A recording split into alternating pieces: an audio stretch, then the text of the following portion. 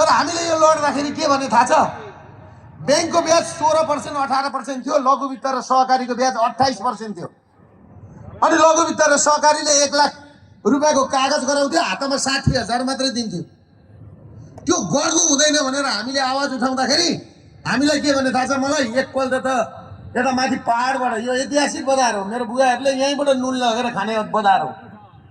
बुवाहरूले पहाड यसरी अम्लो तल देखाउँदा, मधेस देखाउँदाखेरि अम्लामा औलो लाग्छ भनेर नि ऊ गरेर ओठले देखाउँथे अरे क्या।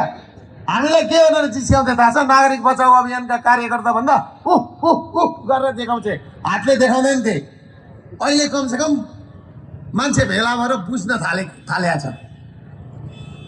अब लुकेर बस्ने मान्छेहरू खुलेर आउन थालेका छन्। अहिले म भर्खर कोशी अञ्चलकै राम्रै मान्छे, के अरे हाम्रो गोर्खा डिपार्टमेन्टल बलरामजीकोमा उहाँले धेरै रिक्वेस्ट गरेर गए त्यहाँ।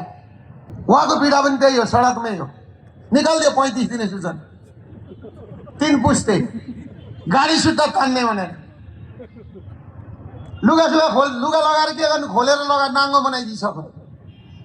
यो उही कस्तो भने कट्टु खोलेर हातले लात छोपे जस्तो भयो कि भएन? अहिले नेपालीहरूलाई भयो भएन? यही कुरा मैले उठाइदिँदाखेरि दुर्गा प्रसादले अराजक बोलो, फटाई बोलो। मैले मिलाएर बोलेर तपाईँहरूलाई ठग्न जानिनँ, मिलाएर बोलेर ठग्न जानिनँ। मेरो बोली काँड जस्तै हुन्छ, काम पनि काँड जस्तै हुन्छ। मैले 3 वर्षदेखि लगातार खट्टा अहिले कमसेकम वैधानिक बाटोबाट आउन्, अवैधानिक बाटोबाट आउन्। वैधानिक बाटोबाट आएको त खड्गप्रसाद ओलीले मलाई 3 पल्ट थुन्यो, 4 पल्ट थुन्यो, हाम्रा मागहरू सुनेन। अवैधानिक बाटैबाट आएको भए पनि कमसेकम यो सरकारले हामीलाई टेबलमा बोलायो, तेरा माग जेन्युन रहेछन् भनेर। अहिले हाम्रो भनाइ के हो? कमसेकम व्यापारीहरूको ब्ल्याक लिस्ट खोलिदेऊ। नेपालीहरूले जानेर ऋण लिए, नजानेर ऋण लिए फसे। नेपालीलाई व्यापार गर्न आउँदो रहेछ, लिइहाले। कमसेकम घर जग्गा जमिन लिलाम नगर्देऊ, एउटा टाइम देऊ। मैले भनेको यति हो, ऋण नतिरौँ भने होइन। रह्यो लघु वित्त र सहकारीको जुन ऋण छ, यी चेलीबेटीहरूले तिरिसकेका छ। 60,000 दिएर 1 लाखको कागज गराएको छ, अनि 28% ब्याज जोडेको छ। अनि 5 वर्षसम्म यीसँग सबैसँग पैसा लिएको छ, होइन? त्यो 1 लाख रुपियाँ पैसा यिनीहरूले 5 लाख तिरिसके, अझै त्यो 1 लाख चाहिँ तिरिसकेका छैन। त्यो साउन्ड चाहिँ छँदैछ।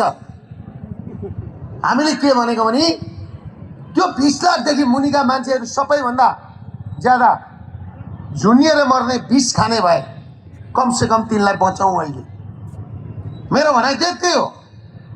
कमसेकम त्यसमा प्रधानमन्त्रीले अहिले के भनेको छ भने तपाईँका माग त जेन्युन रहेछन्,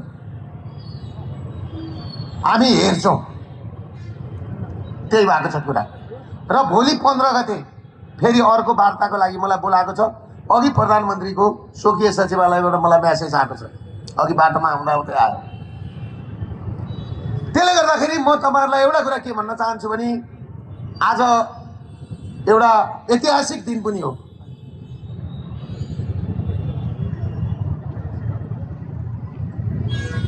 महाराजधिराज वीरेन्द्र श्री 5 वीरेन्द्र सरकारको जन्मदिन पनि आज